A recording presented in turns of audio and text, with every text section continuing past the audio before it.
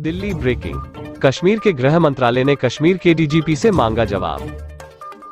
Sports की मांगों को बहाल अभी तक आपने क्यों नहीं संज्ञान में लिया? सेवा सिंह ने कहा कि जिस तरह से स्पोर्ट्स की लड़ाई के लिए दिल्ली में 5 वकील मौजूद है, उसको लेकर सुप्रीम कोर्ट में एक याचिका दायर करने जा रहे हैं।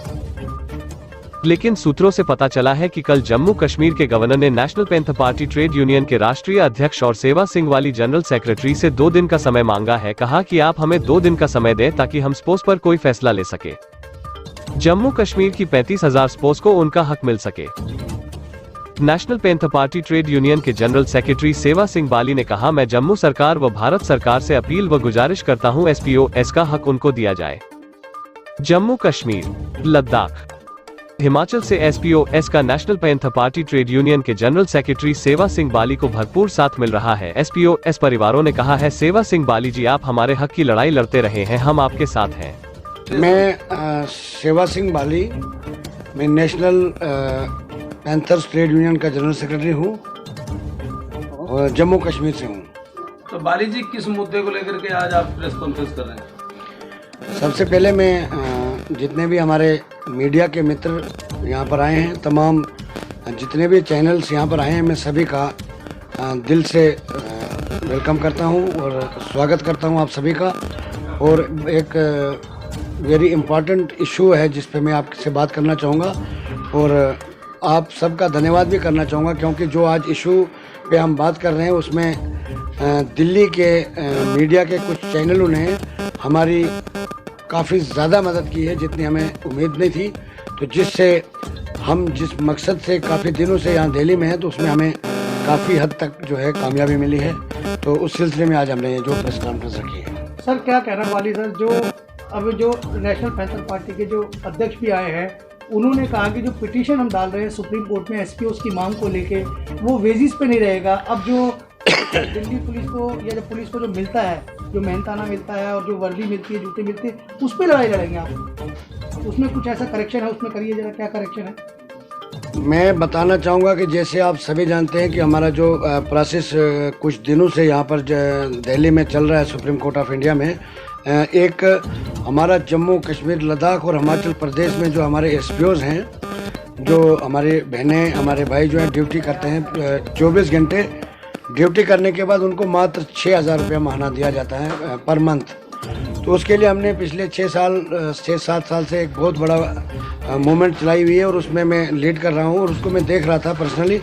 दिन रात एक करके हमने काफ़ी मेहनत की। काफ़ी मेहनत करने के बाद हम गवर्नमेंट ऑफ इंडिया के जो हमारे प्राइम मिनिस्टर साहब हैं उन तक पहुँचे और उन्होंने हमें, मैं थैंक्स करना चाहूँगा प्राइम मिनिस्टर ऑफ इंडिया का, क्योंकि एक बिजी शेड्यूल होने के बाद भी, एक प्राइम मिनिस्टर होने के बाद भी उन्होंने विद इन डेज हमारे जो लेटर्स हैं उसका जवाब दिया। और जम्मू कश्मीर के चीफ सेक्रेटरी को उन्होंने डायरेक्ट हिदायत जारी की 2 साल पहले। फिर पिछले साल में खुद आया, फिर मिला मैं, और जुलाई में उसके बाद 4 दिन के बाद उन्होंने रेस्पॉन्स दे दिया जम्मू कश्मीर के चीफ सेक्रेटरी को। उस वक्त हम ये डिमांड कर रहे थे कि इनकी रेगुलर पॉलिसी फ्रेम कर दी जाए। और दूसरा, मिनिमम वेजेस एक्ट जो है, जो ऑलरेडी गवर्नमेंट ऑफ इंडिया की गाइडलाइन भी है, ऑलरेडी वो इम्प्लीमेंट भी है, तो वो जम्मू कश्मीर के जो हमारे लद्दाख के, हिमाचल के जो SPOs हैं उनके ऊपर भी वो इम्प्लीमेंट कर दिया जाना चाहिए। तो जो पिटीशन हमारी फाइल हुई है, जैसे आप जानते हैं कि हमारे जो सीनियर 5 एडवोकेट है सुप्रीम कोर्ट ऑफ इंडिया के, उसमें जो प्रोफेसर भीम सिंह जी हैं वो सीनियर एडवोकेट उस केस को, इस पिटीशन को आगे लीड कर रहे हैं। तो उन्होंने जो हमने रेगुलर पॉलिसी के लिए डिमांड की थी, तो और मिनिमम वेजेस एक्ट के लिए जो हमने अप्लाई किया था, तो उसमें उन्होंने उस चीज़ को सिरे से निकाल दिया, क्योंकि उनका एक अपना काम करने का तरीका है, एक एक्सपीरियंस है, वो एक सीनियर एडवोकेट है। सैकड़ों के तादाद में उन्होंने सुप्रीम कोर्ट ऑफ इंडिया से केस लड़े भी हैं और आज तक उनका रिकॉर्ड है कि आज तक कोई केस उन्होंने हारा नहीं है। तो उन्होंने ये कहा कि जब एक तरफ से कांस्टेबल जो ड्यूटी करता है, दूसरी तरफ से वही SPO वही ड्यूटी करता है, वही यूनिफॉर्म पहनता है, वही बेल्ट पहनता है, वही शूज़ पहनता है, वो सब कुछ एक होने के बाद तो तनख्वाहों में ज़मीन आसमान फ़र्क क्यों? हम पॉलिसी क्यों मांगेंगे? हम ये क्यों ना मांगे इनके लिए कि बराबर तनख्वाह इनको ट्रीट किया जाए as a constable, permanent constable, और वही इनको सहायता दी जाए जो एक पुलिस कांस्टेबल को मिलती है। आपकी सुप्रीम कोर्ट में जो लड़ाई है किस पॉइंट पे लड़ाई रहेगी? अब मैं तो एक पिटिशनर हूँ। मैं तो पिटिशन में तो फरियाद करने के लिए आया हूँ।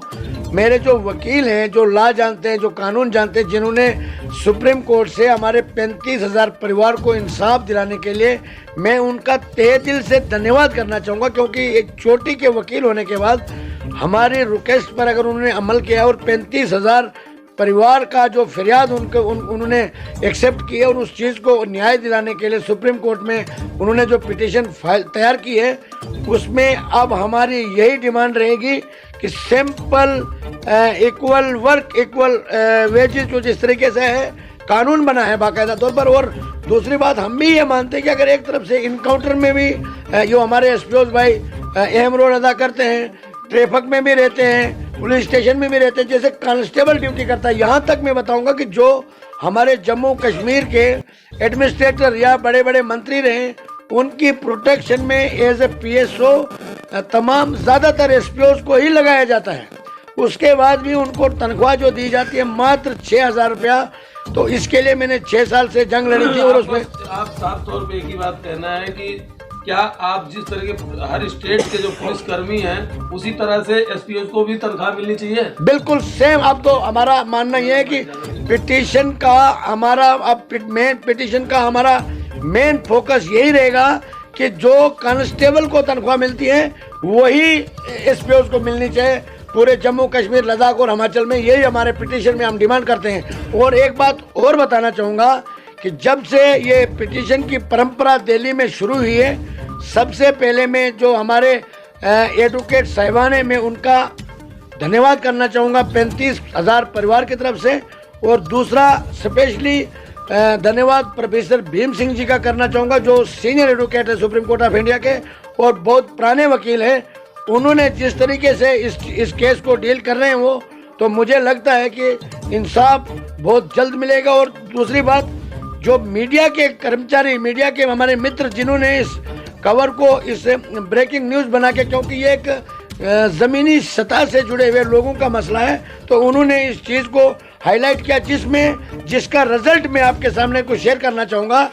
जम्मू कश्मीर की गवर्नमेंट ने ये एक होम सेक्रेटरी ने एक ऑर्डर इशू कर दिया है परसों की डेट में, इसी महीने में, मतलब जब से मैं दिल्ली में हूँ, मुझे ये व्हाट्सएप पे रिसीव हुआ यहाँ पर। ये एक हमारे 6 साल के काम करने का जो है, मैं कहता हूँ कि अब हमारी मेहनत जो है वो रंग ला रही है।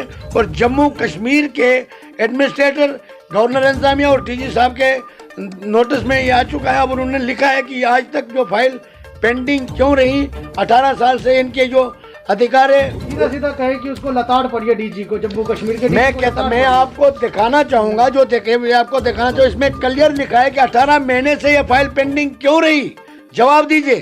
तो इसका मतलब ये है कि वो खुद एक्सेप्ट कर रहे हैं कि हमसे कोताही हुई है। तो हम सर वही बात करें कि आप समाज सेवा कर रहे हैं, 35,000 एसपीओ परिवार की लड़ाई लड़ रहे हैं, तो क्या आपको लगता है कि आपने जो डिमांड करी है सोशल मीडिया पे कि मुझे जम्मू कश्मीर का गवर्नर बना दीजिए, ऐसा क्यों? एक तरफ आप सेवा करें, दूसरी तरफ अपना राजनीति सिद्धार्थ रहें।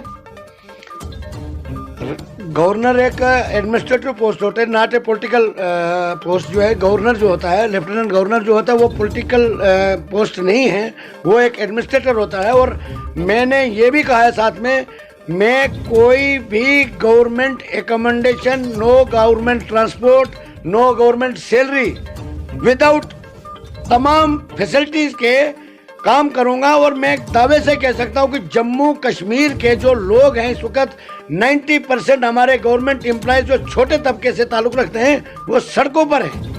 मैं बता सकता हूं, अगर अनिल कपूर को फिल्म में एक दिन का सीएम बना सकते हैं, तो जम्मू कश्मीर का लेफ्टिनेंट गवर्नर सेवा सिंह बाली को नहीं बना सकते क्या?